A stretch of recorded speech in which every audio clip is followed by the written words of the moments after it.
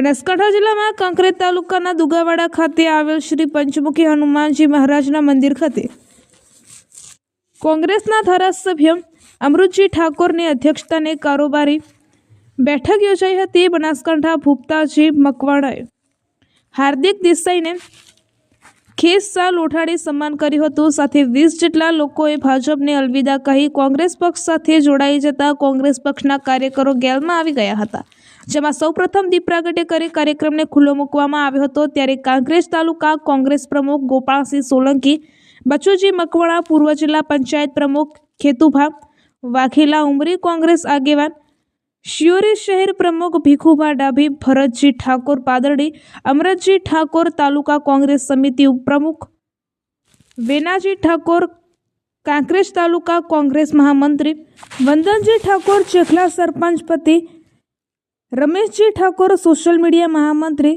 સુનિલ પટેલ, પૂર્વ યુથ કોંગ્રેસ પ્રમુખ કાંકરેજ કરશનભાઈ જોશી, ઉપપ્રમુખ કાંકરેજ તાલુકા કોંગ્રેસ સમિતિ પરબતજી વાઘેલા, પૂર્વ તાલુકા પંચાયત સદસ્ય સુરેશ દેસાઈ, વેનાજી ઠાકોર, પૂર્વ પ્રમુખ થરા નગરપાલિકા મહિપતસિંહ વાઘેલા, પૂર્વ પ્રમુખ તાલુકા પંચાયત કાંકરેજ ભીમજી સોલંકી, પૂર્વ સરપંચ અરણીવાડા બલાજી ઠાકોર, સુરુભા પરમાર, ભવાનજી ઠાકોર, કોંગ્રેસ અગ્રણી પરજીજી ઠાકોર, યુવા અગ્રણી ચેખલા સહિત મોટી સંખ્યામાં કોંગ્રેસના કાર્યકરો ઉપસ્થિત રહ્યા હતા। જેમાં સૌથી અગત્યની બાબત વિશે વાત કરીએ તો કાંકરેજ તાલુકાના ઉચરપીના સરપંચ હાર્દિક દેસાઈ, જેઓ અગાઉ કોંગ્રેસ પક્ષને છોડીને ભાજપમાં જોડાયા હતા, ત્યારે હવે કાંકરેજ તાલુકાના ધારાસભ્ય અમૃતજી ઠાકોર અને કોંગ્રેસ પ્રમુખ ગોપાલસિંહ સોલંકીએ હાર્દિક દેસાઈને મનાવી લીધા છે અને તારીખ 16/12/2024ના રોજ દુગાવાડા ખાતે હનુમાનજી મહારાજના મંદિર ખાતે કારોબારી સમિતિની મીટિંગ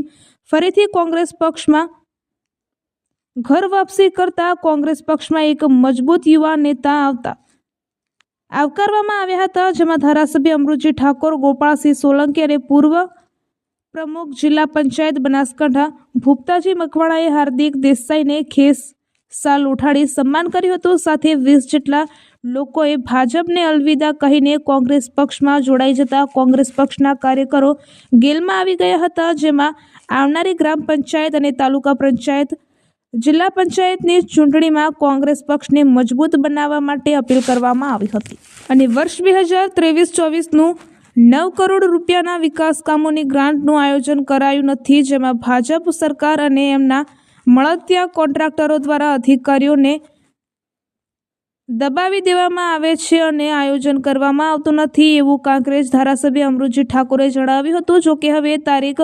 17/12/2024ના રોજ સવારે શિયોરી સર્કિટ હાઉસમાં કોંગ્રેસના કાર્યકરો ભેગા મળીને કાંકરેજ તાલુકા વિકાસ અધિકારી અને મામલતદાર કચેરીમાં આવેદનપત્ર આપીને સરકાર અને તંત્રના અધિકારીઓને જગાડવા માટે પ્રયાસો કરવામાં આવશે અને જો 9 કરોડનું આયોજન કરવામાં નહીં આવે તો જિલ્લા કલેક્ટર કચેરી ખાતે ધરણા યોજી વિરોધ પ્રદર્શન કરવામાં આવે તો નવાઈ નહીં। અહેવાલ રામજીભાઈ રાયગોર, કાંકરેજ, બનાસકાંઠા। તાલુકા અમારા કોંગ્રેસ પક્ષની વિસ્તૃત કારોબારી દુગાવાડા હનુમાન પંચદાદા હનુમાનના મંદિરે યોજવામાં આવેલી હતી અને આવનારી તાલુકા જિલ્લા પંચાયતની ચૂંટણી માટે પણ વિસ્તૃત ચર્ચા કરવામાં આવી છે। સંગઠન વિશે પણ વિસ્તૃત ચર્ચા કરવામાં આવી છે।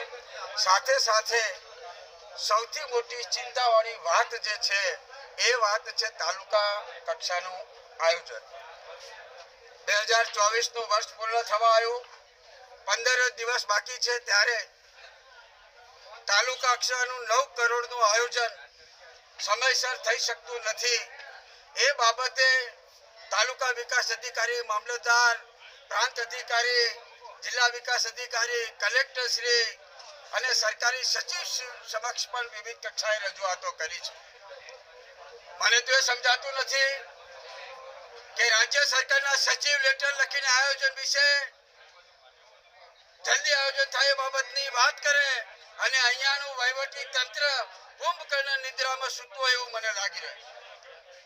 અમે વારંવાર ભારતીય જનતા પાર્ટીના આગેવાનો સાથે પણ સમાચાર મોકલીને કહ્યું છે, ભાઈ શા માટે તમે કાંકરેજ તાલુકાની જનતાના હક અને અધિકારના વિકાસના પૈસા રોડી રહ્યા છો? ત્યારે ખબર નથી એમના મનમાં શું ચાલી રહ્યું છે, શું કરી રહ્યા છે સમજણ નથી પડતી. પણ તાલુકા કક્ષાનું 9 કરોડનું આયોજન એમના પાપે, એમના અણધડ વહીવટના કારણે, એમની હુકમશાહીના કારણે કાંકરેજ તાલુકાના 100 થી વધુ ગામો વિકાસથી વંચિત રહી રહ્યા છે. આજે અમે અમારા પક્ષ તરફથી સંગઠન અને તાલુકાના સૌ વરિષ્ઠ આગેવાનો મારફત નિર્ણય લીધો છે. આવતીકાલે સવારે 10 વાગે શિયોરી રેસ્ટ હાઉસમાં ભેગા થઈ અને આયોજન વહેલી તકે કરવામાં આવે એ બાબતે માન્ય મામલતદારશ્રીને, માન્ય તાલુકા વિકાસ અધિકારીશ્રીને આવેદનપત્ર આપવા માટે જવાના છે.